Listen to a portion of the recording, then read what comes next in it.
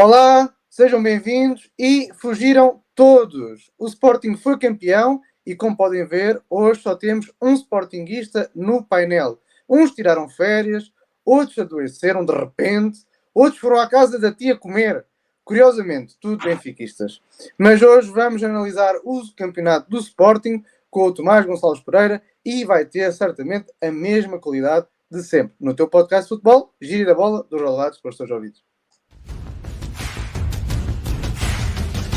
Anda a bater, anda. Tu bates bem. Uma jogada galáctica, um lance galáctico. Sabe o que é que me acontece a mim? Vou embora, de uma vez ao outro. A minha avó, se tivesse rodas, seria um caminhão. 5 com fraturas. Ora, muito bem, então 2 anos depois o Sporting volta a ser campeão.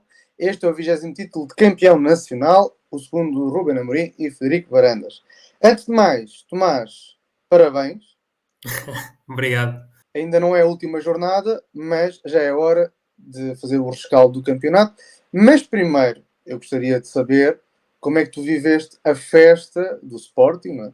Fui ver o autocarro a sair do estádio e fui até ao Marquês, correr atrás do autocarro, basicamente. Já agora, desculpa, diz-me a quantos quilómetros hora ia o autocarro?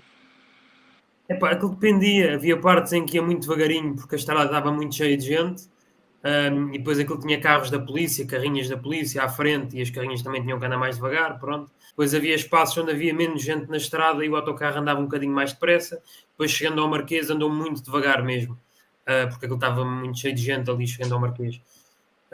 Mas foi muito giro, foi muito fixe. E tu acompanhaste todo o percurso de Alvalade até ao Marquês? Eu acompanhei o percurso quase todo. Ali, ao chegar ao Marquês, tive que sair um bocado porque a rua estava muito, muito cheia.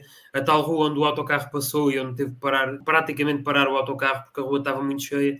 Fui dar um bocado a volta por fora, porque senão não conseguia, era muito difícil entrar mesmo para o Marquês. Depois, com a revista da polícia e tudo mais, aquilo estava a demorar um bocadinho para as pessoas entrarem e eu fui por outro lado. Mas certamente que deste os teus 10.000 passos diários. Sim, não, isso claramente, até porque depois voltei para casa a pé outra vez.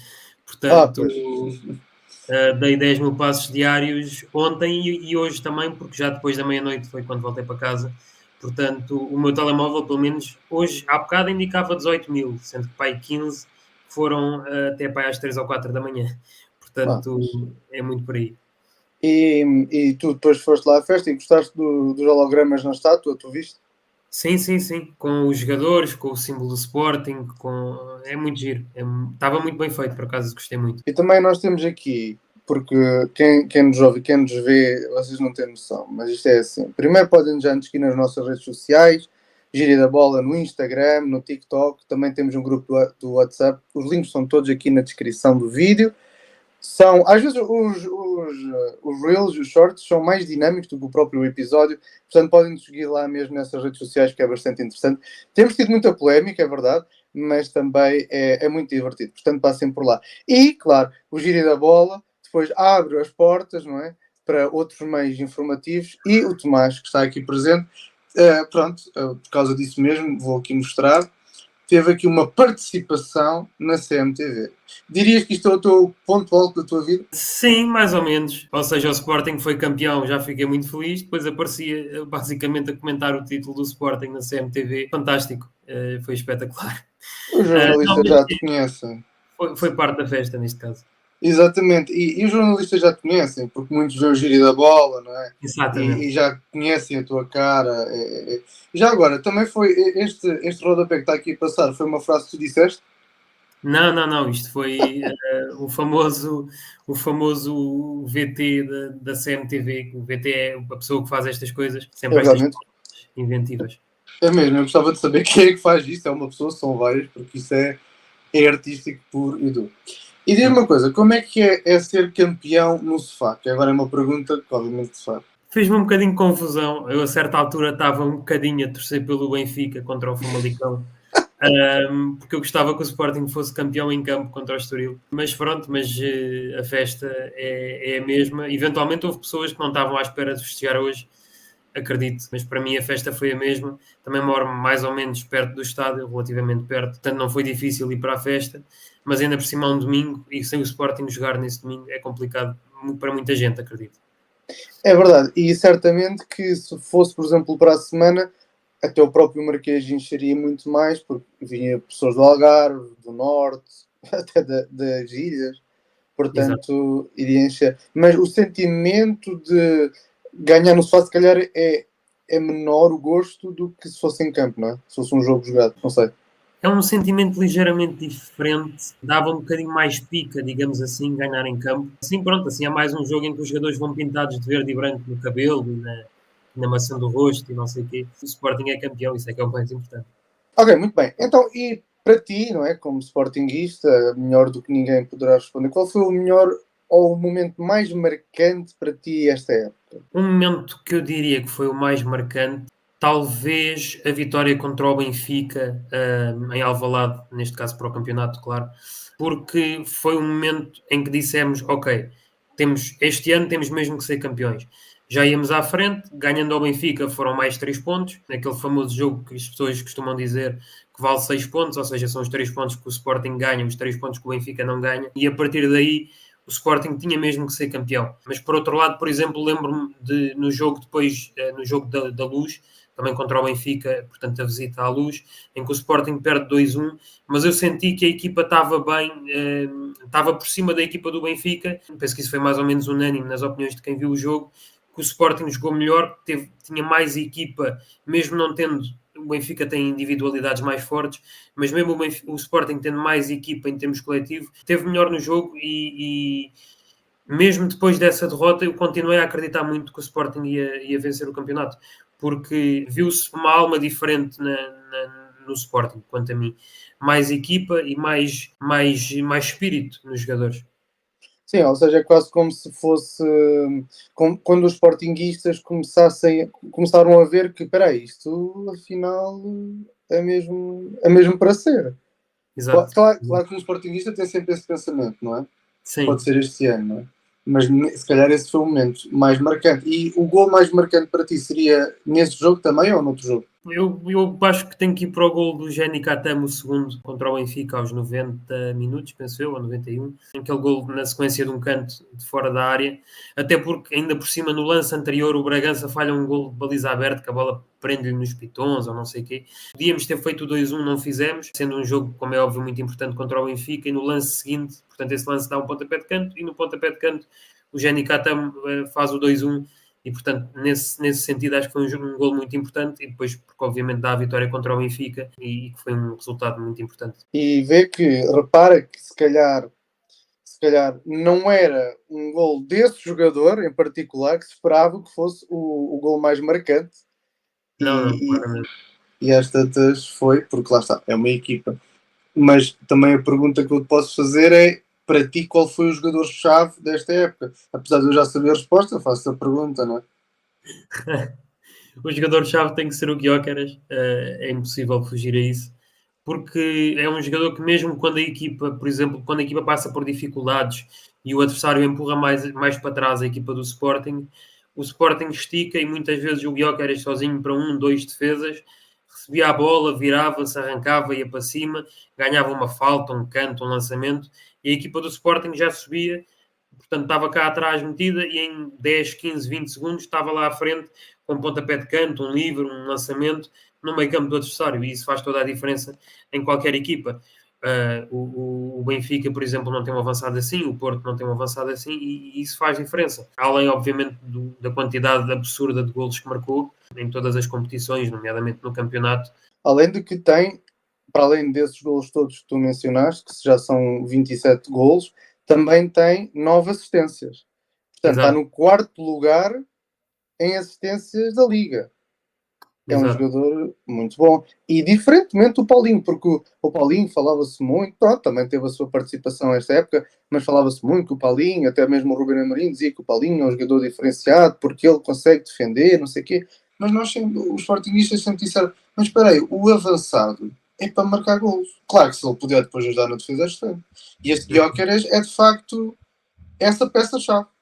Sim, sim, sim. E veio acrescentar muito ao Sporting, precisamente porque na época passada jogava o Paulinho a ponta-lança e não fazia golos. E o Gyökeres não só dá a tal potência enquanto ponta-lança, enquanto número 9, como depois dá a capacidade para marcar golos. Faz toda a diferença, ao contrário do Paulinho. E o próprio Paulinho cresceu com a entrada do Gyökeres, porque quando joga, joga numa posição mais atrás. Portanto, o Sporting com 3 avançados, um ponta-lança e 2 jogadores mais atrás, faz toda a diferença, mas jogando numa posição que não era a dele na época passada, ou seja, agora não joga a ponta-lança. Ou seja, a diferença entre o Paulinho e o Gyökeres é um quarto lugar para primeiro lugar, é isso? Eu acho que o Sporting, ou seja, os reforços do Sporting, assim, fundamentalmente, foram o Gyökeres e o Hjulmand. O Gyökeres tem um peso superior ao do Hjulmand e não sei se o Sporting sem ele ficaria em quarto, mas duvido muito que fosse campeão, pelo menos. Creio que terceiro, quarto lugar, sim. E sem Gyökeres, qual seria o jogador mais impactante? Sem o Gyökeres, houve vários jogadores que me impressionaram esta temporada. É o caso, por exemplo, do Trincão, claramente fez a sua melhor temporada desde que chegou ao Sporting.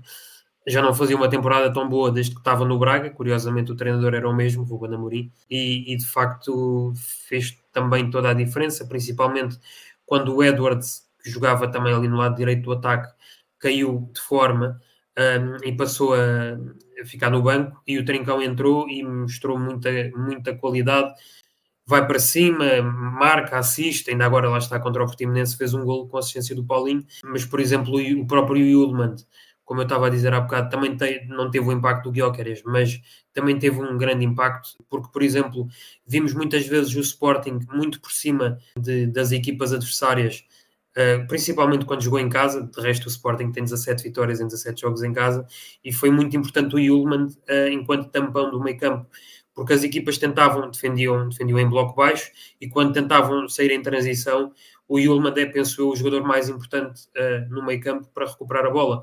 O Palhinha já tinha essa função há 2 anos, o Ugarte na época passada igualmente, e esta época o Hjulmand também com essa função e a desempenhá-la na perfeição, e com uma noção de posicionamento que pelo menos o Ugarte não tinha tanto, e de facto ganha muitas bolas e joga e faz jogar, porque tu quando estás por cima de uma equipa, perdes a bola e eles fazem uma transição e vão até à tua baliza, é uma coisa. Se perdes a bola e eles tentam fazer uma transição, tu recuperas e voltas a atacar e estás outra vez em cima deles, isso faz toda a diferença para sufocar uma equipa, para mandar o adversário abaixo, no fundo, em termos mentais e em termos físicos, porque estás sempre com a bola, estás sempre em cima deles, e isso é muito importante no Sporting. Inclusive o Sporting esta época joga muito mais em posse de bola do que nas épocas anteriores. Eu também destacaria, além daqueles que tu disseste, o próprio Pedro Gonçalves, Sim. que teve 12 assistências neste campeonato, portanto neste momento é o jogador com mais assistências, e de facto ele tem tido um peso neste Sporting nos últimos anos muito interessante. No primeiro ano, quando o Sporting foi campeão, quando o Sporting foi campeão há 2 anos, ele teve um peso, diria, talvez o jogador mais importante do Sporting nessa época. Nem mais. Na época passada não ter feito assim tão grandes exibições, mas esta volta outra vez a mostrar o seu valor, apesar de com um papel mais secundário, não é? É um jogador que tem muita capacidade de aparecer entre linhas, entre a linha média e a linha defensiva da equipa adversária, e dá muita qualidade por ali, porque pega na bola, pode remata muito bem, e é também forte no último passo, portanto é sempre uma ameaça para as defesas contrárias. E este Sporting é curioso porque é a equipa dos 3 grandes que tem mais percentagem de jogadores portugueses no plantel, com 56%. Isso tem algum impacto a teu ver, ou qual é a leitura que se pode fazer deste número? É mais de metade dos jogadores, é muito. Neste caso, se calhar, tem a ver mais com ir buscar o talento que joga em Portugal e talento português, porque, por exemplo, vimos o Benfica fazer várias contratações, nomeadamente o Di Maria, de jogadores que jogavam fora e jogadores estrangeiros. O Porto também, claro que o Gyökeres, o Hjulmand, o Fresneda são estrangeiros, mas tem o Sporting, como referiste, tem muitos jogadores portugueses no plantel. Acho que tem muito a ver com isso, se calhar, de ir buscar mais talento português, pronto, e a jogar em Portugal, e que se calhar já está mais adaptado à Primeira Liga. Tu vês, por exemplo, o caso do Pote, de quem já falámos, o caso do Nuno Santos, jogadores que já jogavam em Portugal e, portanto, já estão mais enquadrados neste jogo. E qual o jogador do Sporting que tu dispensarias nesta época, que não teve impacto? Olha, o jogador que não teve impacto, ainda há pouco disse o nome dele, o Fresneda, foi uma das contratações que seriam mais promissoras à partida. Penso que foi a terceira contratação mais cara do último verão, atrás do Gyökeres e do Yulman, claro. Esperava-se mais dele, ainda que seja ainda novo, penso que tem 19 anos, mas esperava-se mais dele porque diziam que era um jogador talentoso, com grande margem de progressão, mas já com qualidade neste momento, e não se viu muito isso, tanto é que o próprio Gaio jogou muito ali, principalmente mais na primeira metade da época, e depois o Jenny Katam mais na segunda metade da época. Para mim foi uma desilusão nesse aspecto. Por exemplo, houve vários jogos em que faltou profundidade pelo lado direito do ataque, precisamente porque lá estava o Gaio. E depois, quando entrava o Jenny Katam, tudo mudava nesse aspecto. Portanto, o Fresneda poderia eventualmente dar essa qualidade. O facto do jogador que se podia dispensar não ser o Gaio é surpreendente, não é? Isso quer dizer muito. Exato. Se destes 3 jogadores o que é dispensado não é o Gaio, quer dizer que realmente o terceiro não está a render de todo. E para ti, qual o jogador do Sporting que devia ter tido mais oportunidades durante a temporada? Eu gostava de ter visto mais o Saint Just, só que com as lesões é complicado. É um jogador de loiça, como costumam dizer. É muito difícil jogar 90 minutos, é muito difícil jogar mais de 3 jogos seguidos a titular. Todos os jogadores parecem a mim ter tido minutos suficientes. Não sei se, por exemplo, o Quaresma tem alguns motivos de queixa depois daquele jogo contra o Porto, que fez se calhar o jogo da vida dele, e ninguém estava à espera que ele fosse titular sequer, e depois não deu muita sequência em termos de fazer jogos a titular, creio eu, mas nem é uma crítica, porque a equipa funcionou tão bem, não só pelo título, mas porque a própria equipa jogava bem e tinha resultados e vitórias e por aí fora, que é difícil dizer, bom, este jogador devia ter jogado mais. Tu dirias que o papel do Bragança na segunda volta do campeonato também foi bastante decisivo para o Sporting atingir o campeonato, o título? Sim.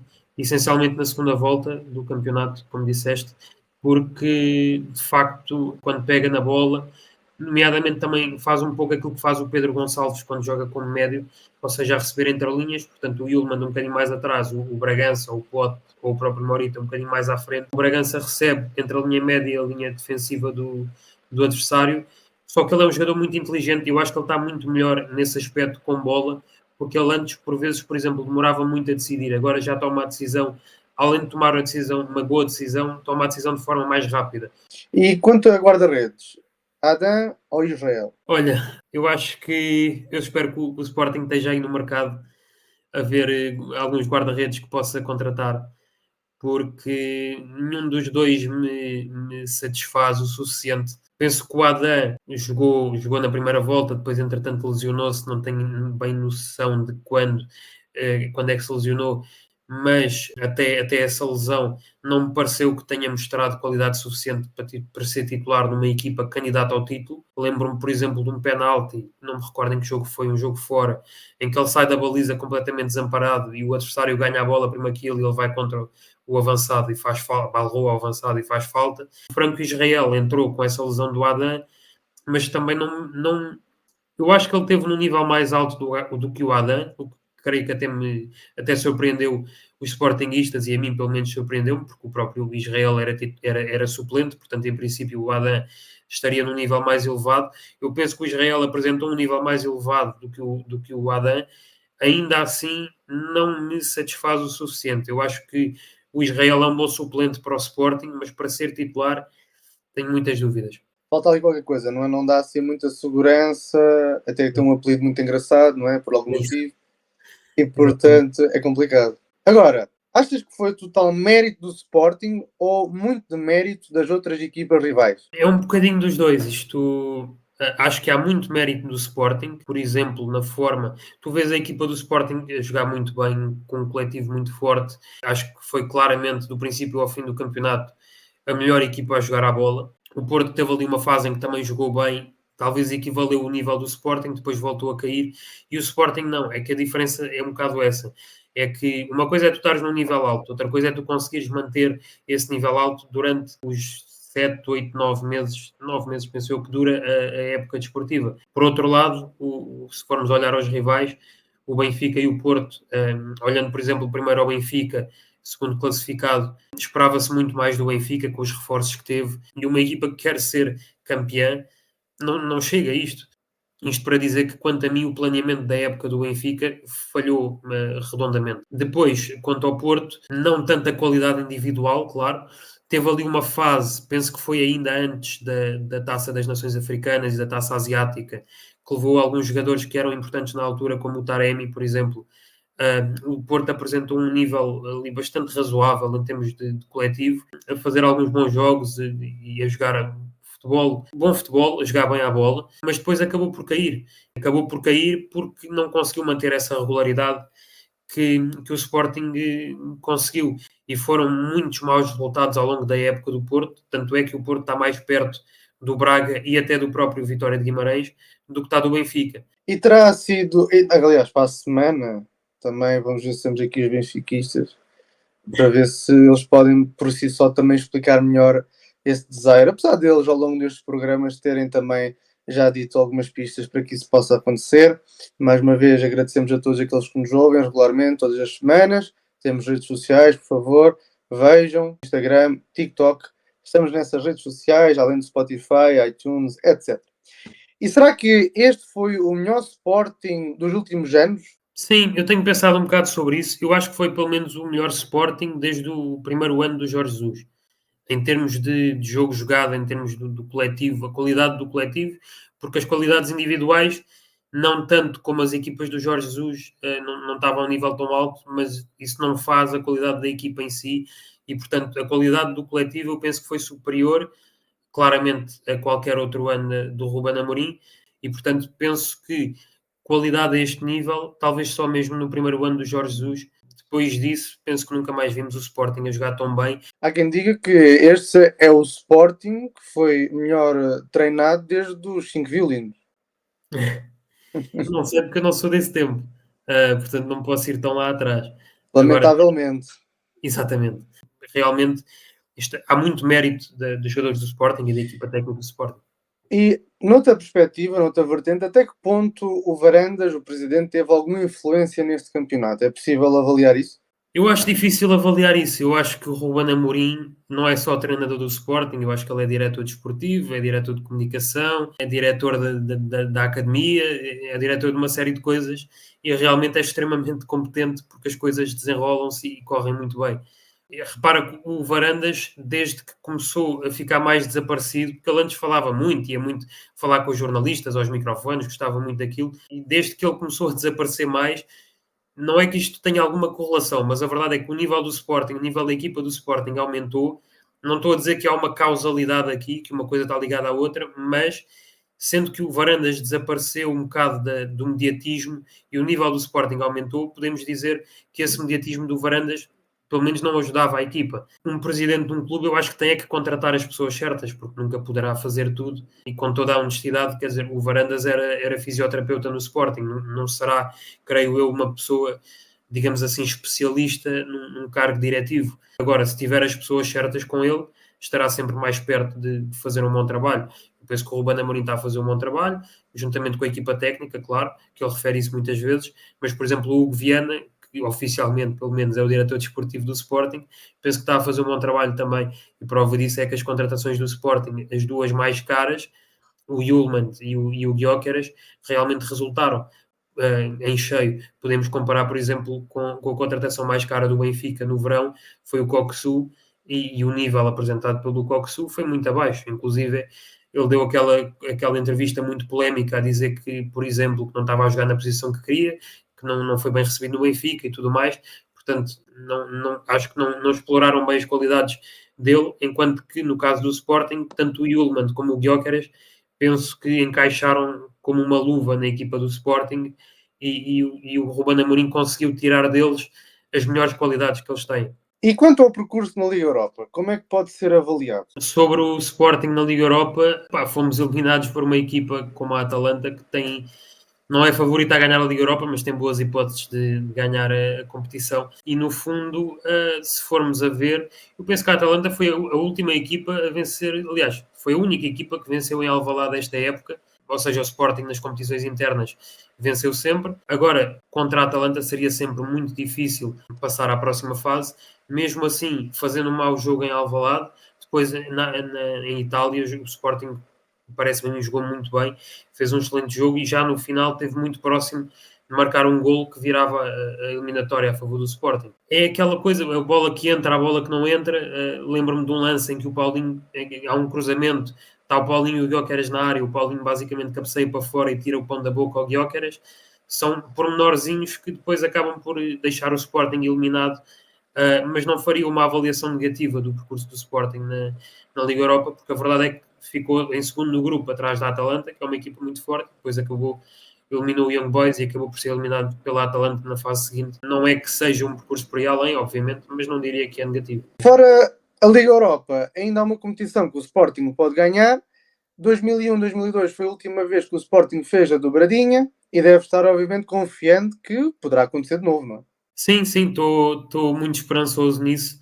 Estou a torcer pelo regresso do Adam, já que o Israel foi operado ao menisco, e penso que isso vai ser muito importante, porque senão nem sei quem é que jogaria na baliza se o Adam não conseguir regressar a tempo. Mas estou muito esperançoso com a equipa do Sporting a jogar bom futebol. Espero que a ressaca passe e que apresentem já um bom nível contra o Estoril, porque é preciso manter o nível, esta regularidade, depois contra o Chaves e a seguir então no Jamor contra o Porto, para o Sporting ganhar mais um troféu. Exatamente. O Sporting vai apenas receber a taça na última jornada frente aos Chaves, das mãos do Pedro Florencio, e além disso o Sporting vai ficar na história como o primeiro clube português a ser qualificado diretamente para o novo formato da Liga dos Campeões. E devido a essa entrada, já encaixou 18,6 milhões de euros. O que é que tu fazias com 18,6 milhões de euros, Tomás? Muitas coisas, certamente. Bem, este é o grande tema. O Sporting foi campeão. Parabéns ao Sporting. Que para a próxima época possa haver tanta competitividade como esta época. Agora, muito brevemente, em questão de frases, em questão de encaixe, de sim ou não, vou-te perguntar, Tomás, porque hoje vai-se jogar a Liga dos Campeões. Vai ser a segunda mão das meias finais. Hoje vai jogar o Borussia contra o PSG. O Borussia ganhou a primeira mão por 1-0. Quem tu achas que vai ganhar hoje? Eu acho que é 50-50. Neste momento eu acho que é 50-50 entre o Dortmund e o PSG. Ok, mas se tu tivesse de dizer alguém, quem é que escolherias? Eu diria o Dortmund. Ok. Bayern de Munique, Real Madrid, ou Real Madrid-Bayern de Munique, vai-se jogar amanhã. A primeira mão ficou 2-2. Como é que será o jogo amanhã? Olha, eu volto a dizer Real Madrid. Já disse no episódio anterior, para mim o Real Madrid vence a Champions e, portanto, Real Madrid elimina o Bayern e chega à final. Vamos ver se estarás errado completamente. Esperemos que sim. Liga Europa também, rapidamente. Marselha contra a Atalanta. Ficou 1-1 na primeira mão. Quem é que vai passar? Atalanta. E a Roma, Bayer Leverkusen. Primeira mão, Bayer Leverkusen ganhou 2-0 na casa da Roma. Portanto, a tua resposta É mais ou menos evidente, é o grande favorito a vencer a Liga Europa, Bayer Leverkusen. nem mais. Agora vamos nós fazer uma flash news. Não falo com este barulho. Tem que ir a isso? Ah, ok. Jorge, Então, Tomás, há confirmação a 100% que tanto o Ruben Amorim como o Gyökeres vão ficar em Alvalade para o ano, não é? É verdade, até o Paulinho, o roupeiro do Sporting, deu essa confirmação. Antes da festa, ou já no início da festa, ainda no estádio de Alvalade, ele, questionado pelos jornalistas, disse que o Gyökeres fica e o Ruben Amorim também. Portanto, se o Paulinho diz, eu acredito.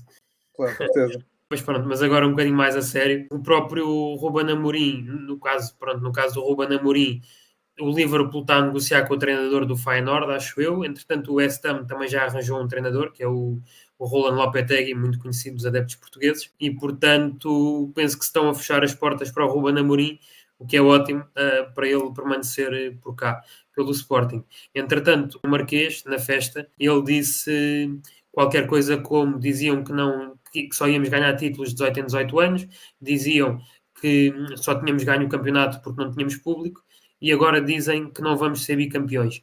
Vamos ver, disse ele, e nisto fez aquele mic drop, largar o microfone, e portanto estou muito crente de que ele vai ficar, porque isto... Ele gosta, eu já percebi que ele gosta de andar nesta de vai ficar, não vai ficar, mas isto é dizer que vai ficar, portanto eu, neste momento estou crente de que ele fica no Sporting. O que eu quero dizer que é mais difícil, mas pronto, vamos ver. Mas há um vídeo também onde o Ruben aponta para o Gyökeres a dizer aos adeptos que ele fica. Mas pronto, também com algum teor de álcool no sangue, todos podem dizer coisas que depois podem se arrepender, não é? Mas pronto, Tomás, muito obrigado pela tua participação. Realmente hoje tiveste aqui um trabalho a dobrar, mas saíste bastante bem. Espero que todos possam, aliás, como o Sporting em si, não é? Portanto, espero que todos os sportinguistas estejam felizes, apesar de serem campeões no sofá. Também é um bom sítio para ser campeão, um sítio confortável. Para a semana a mais, vamos ver. Esperemos agora com os benfiquistas, para eles ver se dão a cara, para ver se eles defendem e também ver se têm vergonha de o seu clube ser uma miséria. Se nós tivéssemos esportistas, também seria o mesmo. Se vocês quiserem participar neste podcast, também podem nos mandar uma mensagem no Instagram, que nós vamos ter todo o gosto de responder e falar contigo. Muito obrigado. Para a semana a mais, já sabem, Gíria da Bola. Tchau. Anda a bater, anda. Tu bates bem. Uma jogada galáctica! Um lance galáctico! Sabe o que é que me acontece a mim? Vou embora, de uma vez ao outro. A minha avó, das rodas, seria um caminhão. Sim, com fraturas.